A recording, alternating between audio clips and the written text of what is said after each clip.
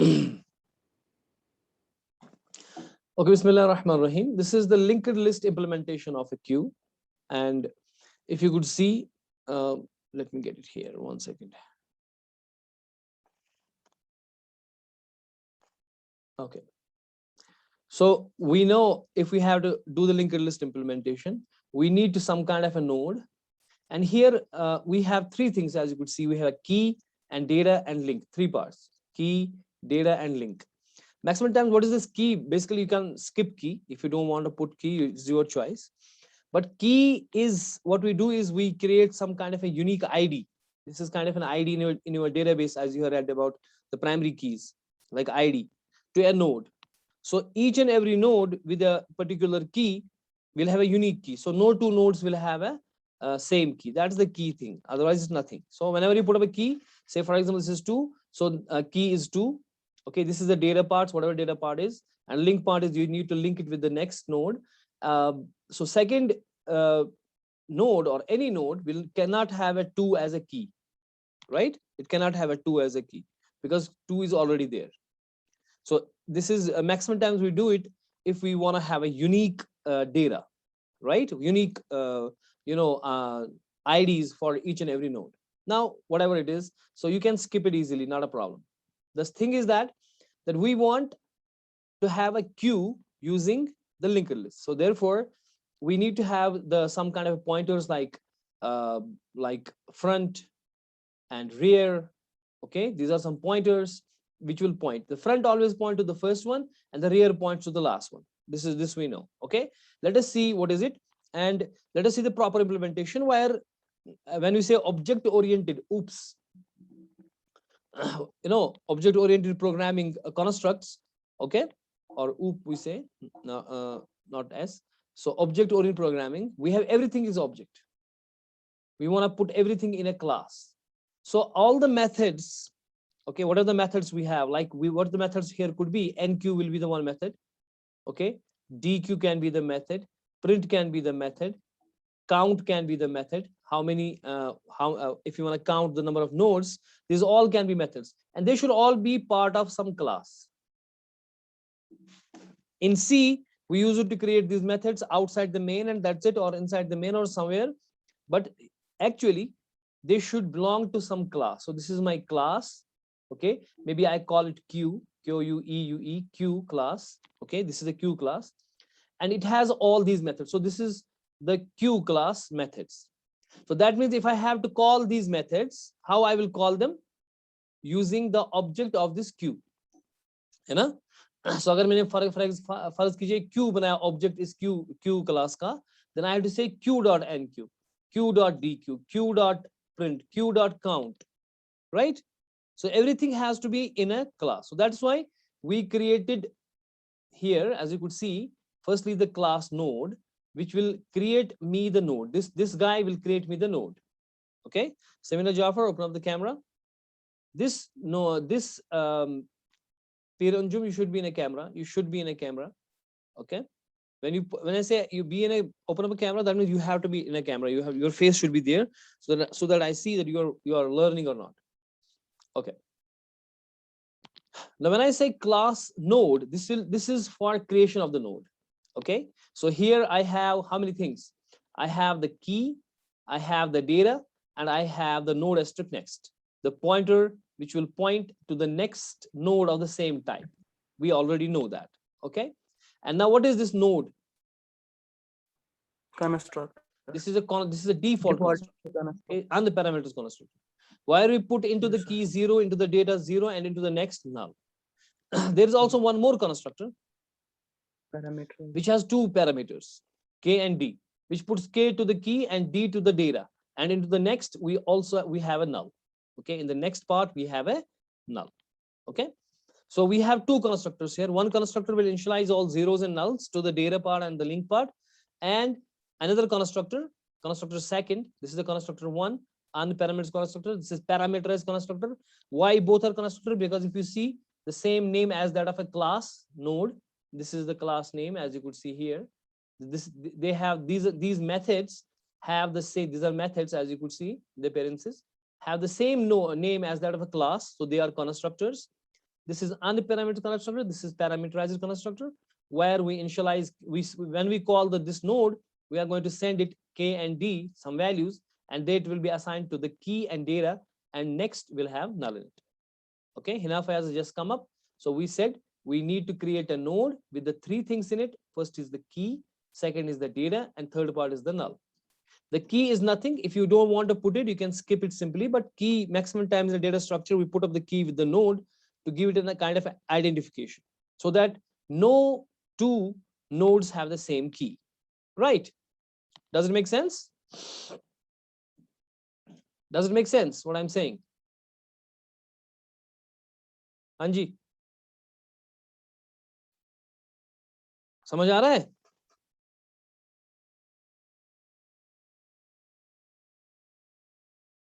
समझ आ रहा है, नहीं आ रहा है? Are you getting? Yes, sir. Yes, sir. Yes, sir. Okay. Now this is my node which create with the node, but I have created here another thing, that is the class. Okay, one second. I have created another thing, that is my class Q.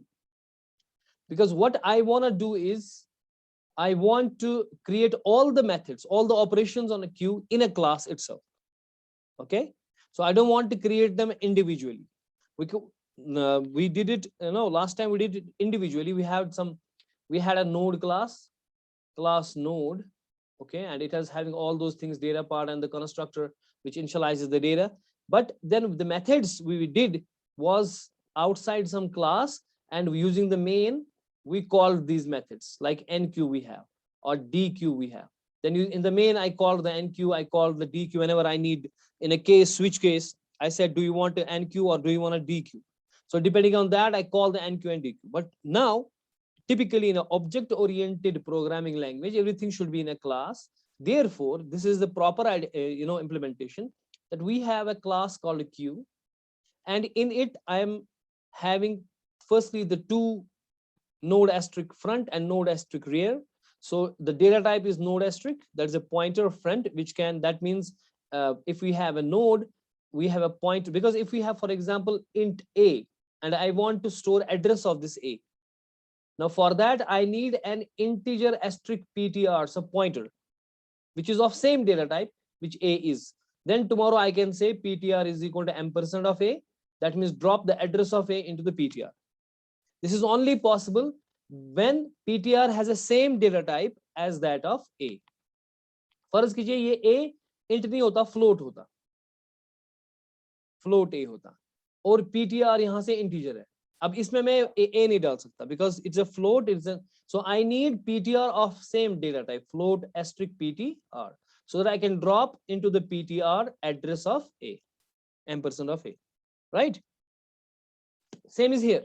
If I want to have the address of in my front and in my rear, I want to have the address of a node, then their data type should be same as that of this node, which is the class node, and asterisk means pointer, right? We know all these things. So I created two pointers here in the public, front and rear, in this class Q, and I have a methods. This is firstly the constructor. Okay, this is a constructor of this class, because it's the same name as that of the class, as you could see, Q, and it puts into the front null and into the rear null. So it means in the first time when this will be created, this object of this Q class, in the front will be null, in the rear will be null. It is okay because we have not yet enqueued anything, so front and rear both should be null. Then it has many methods like is empty, check if node exists, enqueue, dequeue. They are all in this class. Okay, so this is my class called Q. It has two data types, front and rear, and there are methods like we have is empty, we have enqueue, we have dequeue. Okay, these are all in this method. So that means in the main, if I want to when I call the switch case and I want to do the enqueue, the first thing I need to do is create the object of this class Q, है ना? क्योंकि अगर इस class के अंदर ये चीजें हैं they are not available unless and until you do not create object of this class q. The first thing you will do is create the object of this q. Say for example, I create the q as a reference variable of the object of this class q. Then how to access these methods? Q dot is empty, q dot nq, q dot dq, and so on, right? So we have all these methods here. Is empty is here, and in fact this is written inside this class. We should not have this is a bad idea. We should write it outside the class using scope resolution operator ना, जैसे पिछली बार किया था, ठीक है? यहाँ पे सिर्फ नाम लिखना चाहिए था कि is empty है मेरे पास chuck if not exist है, मेरे पास nq है, मेरे पास dq है. अब देखो dq वापस node asterisk return करता है. It will return the address of that node which is being dequeued. nq कुछ return नहीं करता. It's a void, as you see here. It's a void, ठीक है? और जो मेरा chuck if not exist कि है भी कि नहीं, वो bool है. उसका return type bool है कि true or false. Is empty खाली है कि भरा हुआ है, उसका भी return type क्या है? Bool. That is the true or false. Does it make sense what I'm saying? Okay. इसी तरह से dq है, एक फंक्शन है मेरे पास. हालांकि मुझे लिखनी चाहिए थी ये बाहर, क्लास के अंदर लिखना था शायद नाम, खाली नाम, ठीक है? वो चेंज करना है इसमें. और int काउंट है मेरे पास, जो रिटर्न करेगा int, that means number of कितने नोड्स मेरे पास है, वो काउंट करेगा रिटर्न. मैं इनको एक एक लाइन आपको समझाऊंगा, ठीक है? डिस्प्ले क्या करेगा काम? वो सारे नोड दिखाएगा क्या क्या मेरे पास है, ठीक है? फिलहाल हम मेन के पास जाएंगे. तो मेन के पास पहला काम मैं क्या कर रहा हूं, इस q का मैं एक रेफरेंस वेरिएबल ऑब्जेक्ट क्रिएट कर रहा हूं. q का q कर रहा हूं मैं, of type q. I am creating q, ठीक है ना? जैसे आप इंट करोगे, इंट a फ्लोट b, इस तरह से आपने इस क्लास का एक ऑब्जेक्ट बनाया, that's called q, right? Is a reference variable q. उसके बाद आपके पास एक रेफरेंस एक वेरिएबल है ऑप्शन, यानी कि आप करना क्या चाह रहे हो, और की और डेटा जो कि हम भरेंगे किसमें? नोड के अंदर, ठीक है? तो यहाँ पे जो मेरा नोड कल बनेगा उसमें जो की और डेटा पार्ट होगा, की और डेटा पार्ट और लिंक पार्ट, ये की हम यूजर से पूछेंगे क्या भरना चाहते हो की और क्या भरना चाहते हो data.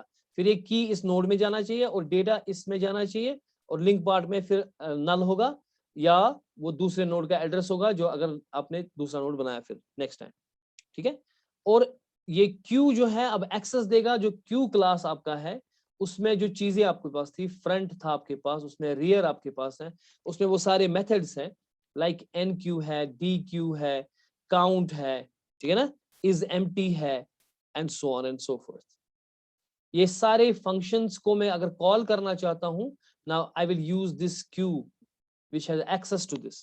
Only q has address of all of this, ठीक है ना? So I can say q dot front, q dot rear, q dot nq, q dot dq, q dot count, q dot this.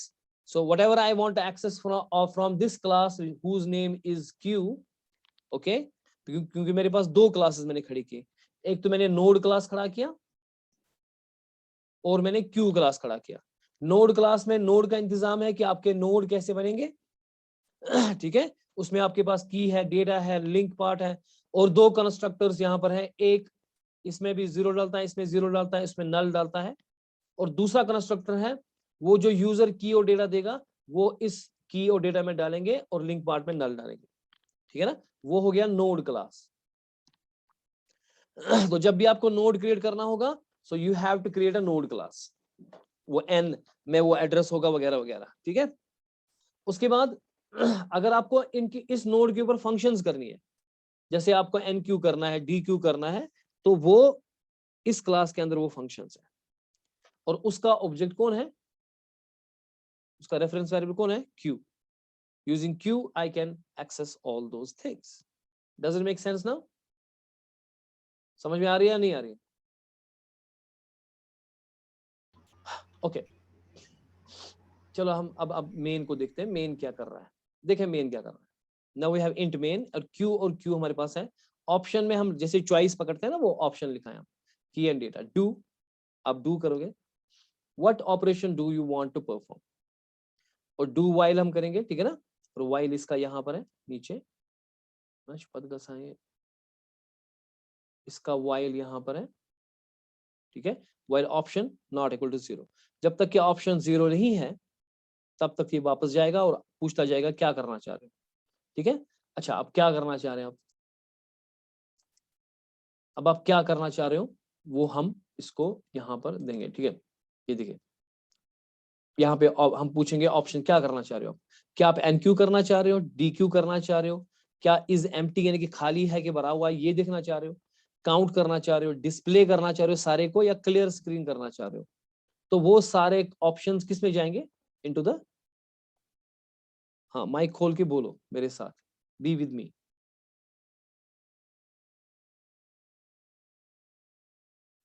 वो किस में जाएगा वो choice जो आपने दी, इन विच वेरिएबल, ऑप्शन ऑप्शन में सर। ऑप्शन वेरिएबल में। इसलिए स्विच केस में कौन सा वेरिएबल जाएगा, स्विच में कौन सा वेरिएबल जाएगा, यही ऑप्शन। ऑप्शन ठीक है ना, ओके। उसके बाद आप एक नोड खड़ा करते हो, जब आपने ये किया तो आप एक नोड खड़ा करते हो, हालांकि यहाँ पे ये गलत है, ये यहाँ पे नहीं खड़ा करना चाहिए। ठीक है, हमें ये वहां पे खड़ा करना चाहिए, कहाँ पे, एन क्यूब में खाली। चलिए फिलहाल किया है खड़ा, ये इसको करेक्ट करना, it shouldn't be here, it should be where, in the enqueue method, क्योंकि डी क्यू करोगे आप या कुछ और करोगे उसमें ये नोड खड़ा करने की जरूरत नहीं है। हाँ एन हो सकता है हमारे पास नोड एस्ट्रिक एन जरूरत है, कोई वेरिएबल जरूरत, जैसे डी क्यू करोगे या कुछ करोगे उसमें एन की जरूरत लगेगी हमें, यानी कि किसी पॉइंटर की जरूरत लगेगी जो कि नोड को पॉइंट कर सकता है। ठीक है, लेकिन यहाँ पे ये नहीं करना चाहिए था, चलो अब किया हुआ है तो छोड़ो भी।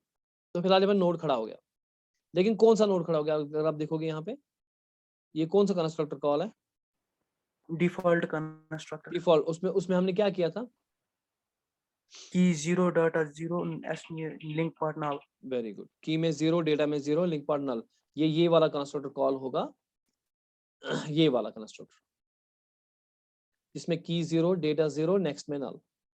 ठीक है, तो n खड़ा हो गया यहाँ पे एक empty node। अब n is pointing to an empty node here, right now। अब स्विच क्या कर रहे हैं हम, उस ऑप्शन को जो यूजर ने दी उसमें क्या होगा कि क्या आप करना क्या चाह रहे हो, 1 करना चाह रहे हो, 2 वगैरह वगैरह वगैरह। अगर केस 0 है यानी कि वो कुछ भी नहीं है ना, तो वो सिंपली ब्रेक करेंगे हम। अगर केस 1 है तो हमें क्या करना चाहिए, एनक्यू, हमें डेटा भरना चाहिए, हमें नोड खड़ा करना चाहिए, उसमें की और डेटा भरना चाहिए, है ना। तो हम एनक्यू फंक्शन को कॉल करेंगे, एनक्यू फंक्शन कॉल्ड हैंडल। उसके बाद हम कहेंगे पहले तू मुझे की और की का एंड वैल्यू दे दो, यानी कि डेटा पार्ट दे दो। तो वो पकड़ेंगे हम की में और किस में पकड़ेंगे, डेटा में। दो चीजें बोलेंगे इसको, दे दो भाई की और दे दो भाई डेटा। वो पकड़ेंगे की और किस में, डेटा में। ठीक है, जो वेरिएबल्स मैंने यहाँ पे खड़े की, इसमें की में जो आप दोगे भाई की 1 है और डेटा 444 है, वो जाएगा डेटा में और की में। उसके बाद हम कॉल करेंगे इसको एनक्यू को, लेकिन एनक्यू किस क्लास का मेथड है, क्यू क्लास का। क्यू क्लास का। तो उसका वेरिएबल जो रेफरेंस वेरिएबल है वो कौन है, क्यू। सो अगर उसको Q. कॉल करनी है we need the Q. So we said here Q dot dequeue, sorry ये ना कहा क्यू डॉट एन क्यू, और भेज रहे हैं हम। लेकिन पहले, इससे पहले कि जो मैंने जो एन खाली किया था, मैंने खाली नोड जो खड़ा किया था, ठीक है ना, अभी किया था ना हमने यहाँ पे खाली नोड ऊपर खड़ा, यहाँ पे किया था ना खाली नोड खड़ा। उस खाली नोड को कौन पॉइंट कर रहा है, एन। अब मैं पहले जो की और डेटा आप देते हो, मैं एन एरो की में की डालता हूं, एन एरो डेटा में डेटा डालता हूं। ठीक है, जो यूजर ने की और डेटा दिया उनके वो मैं डाल रहा हूं एन एरो की, यानी कि नया नोड खड़ा हो गया जिसका वेरिएबल एन के पास है, उसकी की में की डालता हूं, उसके डेटा में डेटा डालता हूं। ठीक है ना, क्योंकि जो आपका नोड खड़ा होगा उसमें ये वेरिएबल्स होंगे, ये 3 वेरिएबल्स होंगे ना उसमें, की, डेटा और नेक्स्ट। ठीक है, अब इस नोड को अभी पॉइंट कौन कर रहा है, एन, यहां पे इस लाइन पे। ठीक है, एक नोड खड़ा हो गया, उसको पॉइंट कर रहा है एन, क्योंकि डिफॉल्ट कंस्ट्रक्टर है वहां पे 0 0 और लिंक में नल होगा। अब यहाँ पे उसके एन एरो की में मैं की डाल रहा हूँ, एन एरो डेटा में डेटा डाल रहा हूँ, और ये जो नोड है मैं एन क्यू को भेज रहा हूँ। और ये नोड किसको भेज रहा हूं मैं, एन क्यू फंक्शन को, मेथड को। ठीक है, जो नोड अभी खड़ा हो गया। अब इस नोड में क्या होगा, इस नोड में पहले आपने नोड बनाया था कि इसमें 0 था, इसमें 0 था, इसमें नल था, लेकिन उसके बाद जब आपको यूजर से अपनी की और डेटा लिया यूजर से, enter the key value and value of node to enqueue, वो की और डेटा में गया, वो की का वैल्यू मैं एन एरो की में डालूंगा, एन एरो की मींस दिस थिंग, उसमें वो की डालूंगा, फॉर एग्जांपल 1 की है मेरे पास, एन एरो डेटा यानी कि इसमें मैं डालूंगा ये डेटा जो आपने यहाँ पे लिया यूजर से मांगा, तो डेटा यहाँ पे जाएगा फर्ज के 22, ओके, और इसमें नल है ही। अब ये नोड जो है जो एन को एड्रेस है, ये मैं एनक्यू को भेज रहा हूं, अब हमारी एनक्यू मेथड होगी, ठीक है। Now we have the enqueue method, let us see, हम इसको एनक्यू को भेज रहे हैं, ये मेरी एनक्यू है, ठीक है, ये मेथड हमारा एनक्यू है। तो एनक्यू करने से पहले मुझे देखना चाहिए कहीं भी ये पहला नोड तो नहीं है, क्योंकि अगर ये पहला नोड है तो फ्रंट के पास अभी क्या है, फ्रंट के पास फिलहाल नल है ना, और रियर के पास फिलहाल नल है, वो क्या है ना ऊपर हमने इसमें क्यू क्यू क्लास के अंदर, उसमें फ्रंट में भी नल डाला, रियर में भी नल डाला। अच्छा तो फिलहाल अगर, इसीलिए मैं कह रहा हूं कि अगर एम्प्टी है, इज एम्प्टी, यानी कि उसका मतलब है कि अगर नोड अभी कोई भी नहीं है, ये पहला ही नोड है, जो एनक्यू क्या है, ये फर्स्ट नोड है, तो उसका मतलब है जो फ्रंट है और जो रियर है दोनों पॉइंट करने चाहिए इसी नोड को, नए नोड को, और नए नोड का एड्रेस किसके पास है, एन के पास, वो इसी एन में भेजा हमने, वो एन का एड्रेस यहाँ एन के पास गया ना, सेम नेम रखा है, ठीक है। अब यानी कि फ्रंट और रियर दोनों में क्या डालना चाहिए, एन, फ्रंट में भी एन और रियर में भी एन, यानी कि that means front end rear should point two the first node, जिसमें यहाँ पे की वैल्यू होगा, यहाँ पे डेटा होगा और यहाँ पे नल होगा, और हम कहेंगे नोड एनक्यूड सक्सेसफुली। लेकिन ये तब होगा अगर हमारे पास लिंक्ड लिस्ट एम्प्टी है, सो वो रिटर्न करेगा ये इज एम्प्टी, ये जो इज एम्प्टी है वो बताएगा कि नोड एम्प्टी है या नहीं। इसलिए यहाँ पे क्योंकि इफ कंडीशन है, यहाँ पे या तो ट्रू आना चाहिए या फॉल्स आना चाहिए, इसलिए जो इज एम्प्टी है वो रिटर्न करेगा मुझे आइदर ट्रू और फॉल्स। अगर इज एम्प्टी ट्रू है तो ये चीज होगा, अगर इज एम्प्टी ट्रू नहीं है उसका मतलब है कुछ नोड बने हैं ऑलरेडी, एक या एक से ज्यादा नोड बने हैं, तो मुझे फ्रंट और रियर में ये नहीं डालना, ठीक है। तो फ्रंट और रियर दोनों इसको नहीं, बल्कि फ्रंट इसको पॉइंट करेगा, रियर इसको पॉइंट करेगा एंड सो ऑन, ठीक है ना। तो इसलिए ये नहीं होगा उस सूरत में।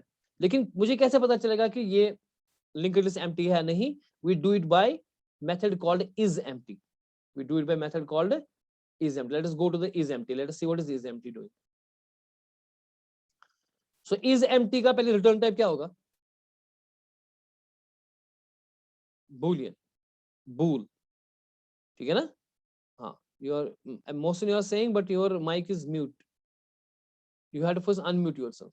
So is empty का रिटर्न टाइप क्या है, boolean। क्यों, क्योंकि ये उस if में जाएगा ना, इसका रिटर्न टाइप। सो ये सिंपल है कि अगर फ्रंट भी नल है और रियर भी नल है, उसका मतलब है कि ये खाली अभी कुछ बना नहीं है। अगर फ्रंट में भी नल है, रियर में नल है, उसका मतलब है कोई भी नोड भी बना नहीं है, इसलिए रिटर्न करे ट्रू, वरना रिटर्न क्या करेगा, false, simple as it is. अगर फ्रंट भी नल है और रियर भी नल है तो रिटर्न होगा ट्रू वरना फॉल्स, यानी कि अगर खाली होगा, अगर खाली होगा तो यहाँ पे जो एनक्यू आप ऑपरेशन कर रहे हो इसमें इज एम्प्टी ट्रू आएगा। अगर ट्रू आएगा तो फ्रंट और रियर दोनों में एन जाना चाहिए, वरना एल्स इफ, इसका मतलब है कि नोड बने हैं, इसका मतलब क्या है, नोड बने हैं, है ना। तो मुझे एक काम करना चाहिए पहले, चेक इफ नोड एग्जिस्ट, यानी कि मैंने आपसे कहा कि जो मेरे पास अगर नोड है बना है, अगर ये यहां पे आया एल्स इफ में आ गया, उसका मतलब है कि एम्प्टी नहीं है, उसका मतलब है एक या एक से ज्यादा नोड ऑलरेडी है, ठीक है ना। फर्ज कीजिए मेरे पास एक नोड है, फिलहाल फ्रंट भी इधर होगा, रियर भी इधर होगा। फर्ज कीजिए पहली बार जब आया इज एम्प्टी ट्रू हो गया, उसने फ्रंट और रियर को दोनों को एन एन लगा दिया, यानी कि फ्रंट भी इस नोड को करता है, यहाँ पे 1 था फर्ज में 22 और नल, और रियर भी इसको किया। अब दूसरी बार जब आ गया, दूसरी बार आपने एन क्यू किया, जब आपने दूसरी बार एन क्यू किया उस वक्त इज एम्प्टी फॉल्स आएगा, तो ये चीज नहीं होगी, तो एल्स इफ में जाएगा। एल्स इफ कहना चेक इफ नोड एग्जिस्ट, क्योंकि फर्ज कीजिए आपने दूसरा नोड भी, उसमें भी की का वैल्यू आपने 1 दिया है, हालांकि डेटा कुछ और है और यहाँ पे नल है, आपने जो नया नोड खड़ा किया उसमें की का वैल्यू आपने 1 दे दिया, जबकि 1 ऑलरेडी है, तो हमने आपसे ये कहा कि की का वैल्यू यूनिक होता है, ठीक है। सो उसको आप रिपीट नहीं कर सकते, इसलिए आप कह रहे होगे check check else if check if node exist. अगर नोड एग्जिस्ट होगा, अगर ये ट्रू हुआ, तो हम कहेंगे node already exist with this key value, ठीक है। तो डिफरेंट वैल्यू दे दे, तो हम इसको उसको बोलेंगे कि भाई तू डिफरेंट वैल्यू दे दे, ये चीज नहीं चलेगी, ये नोड नहीं चलेगा, डिस्कार्ड हो जाएगा, ये नोड क्या हो जाएगा, डिस्कार्ड, ठीक है। तो इसलिए यहाँ पे हमको डिलीट भी करना चाहिए, we should then delete this N, we should delete this N, okay. क्योंकि अगर हम डिलीट एन नहीं करेंगे वो वहीं रहेगा, वो डिस्कार्ड होगा, लेकिन वो मेमोरी पकड़ेगा ना, ठीक है, वो मेमोरी पकड़ेगा फिर भी, इसलिए we should delete the N also, क्योंकि वो नोड ये डिस्कार्ड करना है, क्योंकि इसमें की वैल्यू सेम है। अब कैसे पता चलेगा की वैल्यू सेम या नहीं, उसके लिए ये मेथड है चक इफ नोड एग्जिस्ट। अब हम चक इफ नोड एग्जिस्ट पे जाएंगे, ठीक है, चक इफ नोड एग्जिस्ट, ये है। अब जो उसने जो नोड उसको हमने एन भेजा, चक इफ नोड एग्जिस्ट को आप देखेंगे यहाँ पे ये एन जो हमारे पास है, जो नया नोड का एड्रेस है, वो इसको भेज रहे हैं, ठीक है। अब ये एक टेम्परेरी वेरिएबल कर रहा है, node asterisk temp is equal to front, यानी कि अब ऐसा हो सकता है कि आपके पास एक नोड है, या आपके पास दो नोड है, या आपके पास तीन नोड है, कितने भी नोड हो आपके पास, ये आपकी मर्जी है। इसमें की वैल्यू है, इसमें डेटा है, इसमें लिंक होगी इसकी की डेटा, इसमें लिंक होगी इसकी की डेटा लिंक, यहाँ पे नल होगा लास्ट में। फर्ज कीजिए आपने जो की भरी 2, फॉर एग्जाम्पल 2, वो यहाँ पर 2 है, इसमें 1 था, इसमें 2 था, 3 था, और जो नया नोड आपने बनाया जिसका एड्रेस n के पास है, उसमें भी आप 2 की दे रहे हो, डेटा आपने कुछ दे दिया और नल है यहाँ पे, लेकिन की सेम है, तो तब जाके जाएगा ना वो उसमें इफ। तो ये यहाँ पे चक इफ नोड एग्जिस्ट में क्या करेगा काम, पहले node asterisk temp is equal to front, यानी कि एक टेम्परेरी वेरिएबल बनाएंगे वो, क्योंकि यहाँ पे फ्रंट होगा ना, ये रेयर इसको पॉइंट कर रहा होगा, फ्रंट इसको पॉइंट कर रहा होगा, तो आप टेम्प में डाल रहे हो वही जो फ्रंट है, यानी कि temp is pointing to this. अब आप चेक करोगे, फिलहाल आप एग्जिस्ट को फॉल्स रख रहे हो, फिलहाल आप क्या रख रहे हो, एग्जिस्ट को फॉल्स, यानी कि नहीं है वहां पे। हम कह रहे हैं कि अगर लास्ट में एग्जिस्ट फॉल्स है, उसका मतलब है कि ऐसा कोई की वाला नोड नहीं है। अगर एग्जिट ट्रू हो गया, उसका मतलब है कि सर हाँ है, ऐसे की वाला नोड है। तो वाइल टेम्प नॉट इक्वल नल, जब तक टेम्प नल नहीं हो जाएगा तब तक क्या करेंगे, if temp arrow key is equal to N arrow key. अगर टेम्प एरो की वो ये है, क्या ये बराबर है एन एरो की के, फिलहाल नहीं है, क्योंकि ये 1 है, ये 2 है, मत है। फर्ज कीजिए यहाँ पे 3 था, वो ये है 3, ठीक है, ये वाला। अगर ऐसा है तो एग्जिट ट्रू करेंगे, ब्रेक करेंगे, क्योंकि अभी है ही नहीं, ये फॉल्स हो गया, तो इसलिए ये दो कंडीशन चलेंगे, ठीक है, these two conditions will not work, इसलिए ये वापस जाएगा वाइल के पास, ठीक है। लेकिन फिलहाल यहाँ नहीं, पहले temp is good temp arrow next करेगा, temp is good temp arrow next, यानी कि temp is pointing to this, और ये जाएगा वापस टू द वाइल। क्या जब तक क्या टेम्प नल है, नहीं है, टेम्प में कुछ है, तो क्या टेम्प एरो की क्या वो बराबर है एन एरो की के, नहीं है, तो ये चीज चलेगी नहीं, ये चीज चलेगी, temp is good temp arrow next, so temp is pointing to this. क्या टेम्प नल है, नहीं है। अच्छा, अगर temp arrow link, sorry temp arrow key, क्या टेम्प एरो की बराबर है एन एरो की के, हाँ है, ठीक है। इसलिए अगर ये ट्रू हो गया, एग्जिट को ट्रू करेंगे, एग्जिट को क्या करेंगे, जो फॉल्स था उसको ट्रू बनाएंगे, क्योंकि मिल गई ना हमें की वाली सेम, इसमें नोड मिल गया, तो और ब्रेक करेंगे यहां से, और यानी कि रिटर्न क्या हो जाएगा, एग्जिस्ट, जो भी एग्जिस्ट में फिलहाल ट्रू रिटर्न हो जाएगा। So it will go there, it will go here into here, check if not exist में यहाँ पे ट्रू आ जाएगा, तो ये बोलेगा सर ऐसी की वाला नोड ऑलरेडी है, और हमें डिफरेंट देना चाहिए, और डिलीट यहाँ पे करना चाहिए एन को, किसको, डिलीट एन, ठीक है ना, यहाँ पे हमें करना चाहिए डिलीट एन, ठीक है ना, व्हाटएवर। उसके बाद फर्ज कीजिए अगर ऐसा नहीं था, मतलब मेरे पास नोड ऐसे थे, मेरे पास नोड ऐसे थे, मेरे पास 3 नोड थे, 1 2 3, इसकी की 1 है, इसकी की 2 है, इसकी की 3 है, और ये जो नया नोड है इसकी की 4 है, ठीक है। तो ये चलेगा फिलहाल टेम्प में फ्रंट, टेम्प फ्रंट के पास पॉइंट करेगा, क्योंकि फ्रंट यहाँ होगा और रेयर यहाँ होगा लास्ट में, टेम्प फिलहाल फ्रंट के पॉइंट करेगा, टेम्प इज पॉइंटिंग, क्या क्या टेम्प नल है, नहीं है। क्या temp arrow key, temp arrow key that is 1, क्या वो एन एरो की के बराबर है, नहीं है बराबर, तो ये चीज चलेगी नहीं, ये चीज चलेगी। Temp is temp arrow next, temp will point to this. क्या टेम्प एरो की, फिर व्हाइल लूप वापस जाएगा इधर। क्या temp arrow key, temp arrow key that is 2, is that equal to N arrow key, no, so ये चीज चलेगा नहीं। Temp is temp arrow next होगा, तो temp is pointing to this. क्या temp arrow key N arrow key के बराबर है, नहीं है, सो ये temp is temp arrow next, temp arrow next में क्या है अभी, नल, लास्ट में नल होगा, तो टेम्प में नल गया। उसके बाद while temp not equal to null, ये फॉल्स हो गया, तो ये इस वाइल से बाहर निकलेगा and it will return exist. Exist में फिलहाल क्या रखा था हमने पहले ही, false, so it will return false. क्योंकि ये कभी अगर कभी मिलता हमें कहीं पर ये की वाला, तो हम एग्जिस्ट को ट्रू करते, क्योंकि मिला ही नहीं, तो एग्जिस्ट हम फॉल्स ही होगा जो हमने पहले ही रखा था। सो एग्जिस्ट फॉल्स होगा, जब एग्जिस्ट फॉल्स हो गया रिटर्न हो जाएगा हमें ये रिटर्न हो जाएगा यहाँ पे, ये बूलियन, ये जो फॉल्स है एग्जिस्ट, वो रिटर्न हो जाएगा हियर इसमें। तो एल्स इफ ये फॉल्स आ जाएगा इसमें, यानी कि उसका मतलब है कि ये चीज चलेगा नहीं, उसका मतलब है कि सेम की वाला नोड नहीं था, ठीक है ना, उसका मतलब सेम की वाला नोड नहीं था।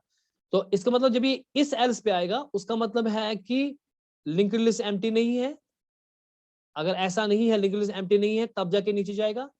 और दूसरी बात, जो की आपने नए नोड को दी है वो उधर नहीं है, जो भी नोड आपके पास, इसलिए अब आपको क्या करना चाहिए, उसका मतलब है कि यहाँ पे कम से कम एक या एक से ज्यादा नोड यहाँ पर आ, जब भी इस एल्स पे आ जाएगा, when it come to this else part, उसका मतलब है कि you have at least one or more than one nodes, ठीक है। फर्ज कीजिए आपके पास एक ही नोड था, फ्रंट यहाँ है, रियर यहाँ पे है, तो वो इस इफ ने किया होगा, फ्रंट भी इसको पॉइंट कर रहा है, रियर भी इसको पॉइंट कर रहा है, और यहाँ पे की है, और यहाँ पे डेटा है, और यहाँ पे नल है। अब आपको नया नोड बन गया, उसमें 2 है। अगर इसमें सेम की होता तो वो इसमें घुस जाता, तो वो इसको डिस्कार्ड करता और डिलीट करता, ठीक है। क्योंकि अगर सेम की नहीं है तब जाके एल्स पार्ट में गया।